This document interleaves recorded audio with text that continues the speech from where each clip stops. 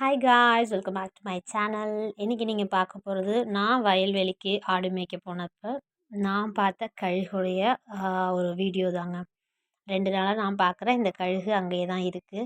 So video எடுக்கலாம் அப்படின்னு கிட்ட போகும்பொழுது உண்மையாகவே அது ரெக்கையை விரித்து பறக்கும்போது எனக்கு பயம் வந்துருச்சு. அவ்வளோ பெருசாக இருந்துச்சு. ஆனால் அப்புறம் தான் எனக்கு யோசனை வந்துச்சு, அது நம்மளை பார்த்து தான் பயந்து ஓடுதுங்கிறது.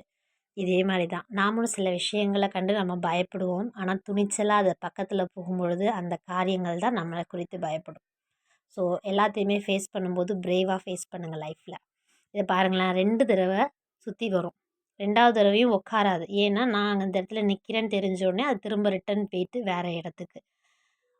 இந்த மாதிரி நிறைய விஷயங்களை நீங்கள் எப்போ பார்ப்பீங்கன்னா, இந்த மாதிரி ஹார்வெஸ்ட்லாம் முடிஞ்சதுக்கு அப்புறம் தான் பார்க்க முடியும். மறுபடியும் உழவு ஓட்டிட்டாங்கன்னா நீங்கள் இந்த ஏரியாவுக்கு வர மாட்டீங்க. ஸோ இயற்கையோட டைம் ஸ்பெண்ட் பண்ண மாட்டீங்க. உங்களால் முடிஞ்சால் இயற்கையோட டைம் ஸ்பெண்ட் பண்ண பாருங்கள். தேங்க்ஸ் ஃபார் வாட்சிங். பாய்.